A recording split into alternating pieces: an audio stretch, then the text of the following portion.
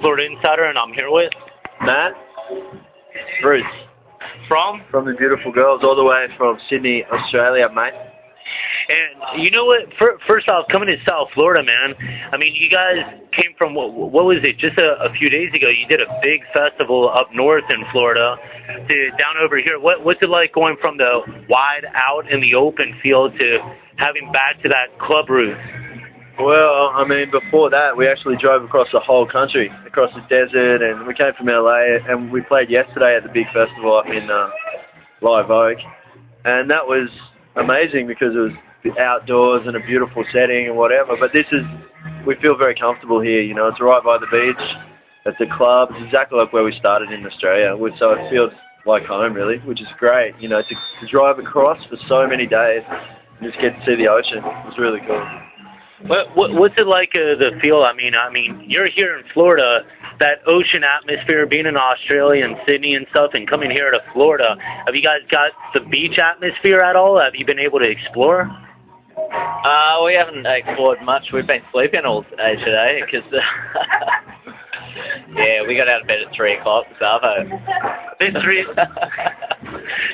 a.m.? Really? No, 3 p.m. 3 p.m.? Yeah. No shit. Yeah, we've been going to bed at 5 o'clock every morning because we've just been driving and so haven't explored it all. And, you know, the new album, Spooks, just dropped not too long ago, I mean, back in May and stuff. What's been your overall feel with the album, the fan response and stuff? Is it what you guys expected? Well, we didn't really expect anything. We had a couple of years off in Australia, really. We did a bit of overseas touring to Brazil and some other stuff, but I did a solo record that Bruce came on tour with, and then besides that, it was just writing the new record. So 2 years is a long time out of the game, and we just had no expectation, no idea, and it came out. It's done really well in Australia, and we just came off a big national tour there for 2 months, and it's the biggest one we've ever done. So the response has just been unreal, like really great. Could you ever imagine, I mean, like, it seems like early on you guys were doing album after album, year after year, and now you're 3 years kind of apart from the last album. I mean, do you see kind of the same flow of things? I mean, that 3-year period, or are you guys back to that annual thing again? Well, I think the next one will come quicker.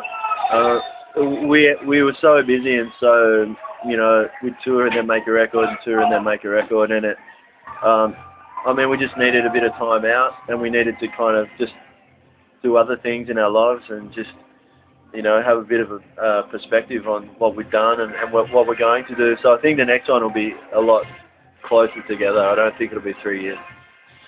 Are you guys already kind of working on material, or, I mean, you got stuff kind of sitting in waiting to be released?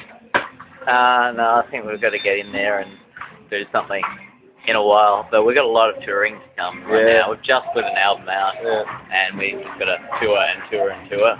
But this is nowhere near that 3-year stretch that people are going to have to wait again. It's going to be closer to that year that we're used to.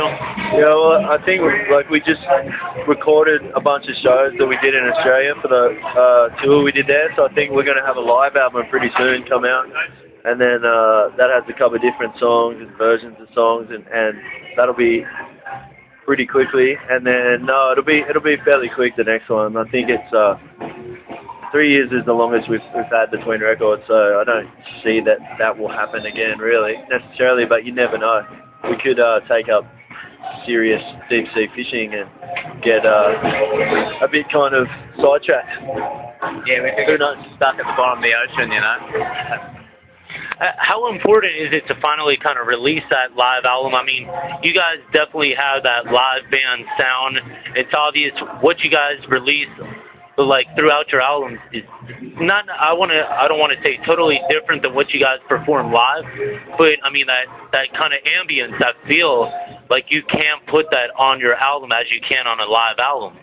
No, well, I mean, it's tricky because I think most bands will tell you it's really difficult to take you know, if what you do is play live primarily, to try and capture that on a record, it's difficult. You know, you try and make a studio record as a studio record. You try and make it a certain thing, and then a live show is completely different. So to capture a live show has been pretty elusive so far for us because we're really perfectionists, you know, and we'll be really picky and not want to put stuff out. But we've had some really good recordings at the last tour, and we finally feel like it could almost be the stage for finally releasing one. So yeah, I mean, it's hard. All it is a document of a moment in time, really. So it's not definitive. It's just a show that we think is good enough for other people to listen to.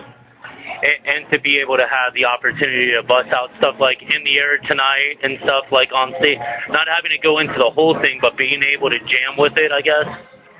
Yeah, well, we always change stuff, you know, like it's part of what we do. You know, we always throw new snippets of stuff in to keep ourselves interested, and that's part of our enjoyment on the road. You know, like the whole driving in the van all day for a week straight, and all the other things that come with that aren't necessarily always fun, but when we go on stage, we try and make it enjoyable for ourselves and you know, let the moment exist for what it is, really. What do you think, like, Americans, I guess, like, kind of don't understand with the Australian appeal with music? I mean, it seems like you guys are a little bit more soulful, like, you got more of the I guess, musicmanship, if you even call it that, than the American appeal. What's your take on it? Well, thanks for the compliment for a start. I don't really have much of a comment on that. You want to comment on that? Well, I think Australia is a different country to America. You know, you come to America and there's everything's compartmentalized and packaged and marketed, and there's shoved down people's throats, and you turn on the television and there's all kinds of different things getting thrown at you. And I think music is very easily packaged and commercialized over here because of the size of the country and the way the country operates and has grown from the start of its history. Whereas in Australia, it's more of a colonial penal colony. You know, it started out as where they sent people to jail, and we have a different mentality. You know, people there are slightly more European in their outlook. It's more about kind of getting away from. There's a huge move away from the capitalist, packaged up, marketed society, and I think Australian music can be an expression of that. I think it can be a good way to get across how we feel about. We address those kind of issues in a lot of our songs, and we're not particularly interested in becoming part of the commercial music world, and nor are many of the people that I know in bands from Australia. And I can't speak for American bands because, you know, it's a different culture that you guys all grew up in. And playing off of obviously the recent album and stuff, what more could we see on the life of the album? Obviously, you're going to be touring for a while with the album. Is there any more singles released? Any videos? Anything that we should be made aware of? Yeah, I think, well, we released Don't Wait first, and then we did 1010 as a single in Australia, and I think we're going to do the next single there is My Mind is an Echo Chamber. And I hate to even call it a single, it's just basically a song that we make a film clip for. So we're just going to make a film clip for that and put it up. And it's hard to pick a single because it's like, you feel disgusting and dirty even trying to do it because you're like picking this, like, the criteria that you have to adopt is like listening to what the radio needs and wants, and that kind of feels a bit dirty sometimes. So that's going to be the next song that we're going to make a film clip for. And just kind of like a fun note for fans, I mean, if you could define your band maybe as a movie, maybe like a superhero or something, how would you guys be able to define it? That's a good question. That's hard to answer that on the spot. I really want to. Endless Summer meets Iron Man 2. Why is that? Self-explanatory. Okay. Endless Summer or and a little bit of One Flew Over the Cuckoo's Nest. Nice. Guardian Anger. Is that a movie? That's our title of our next album. Guardian Anger.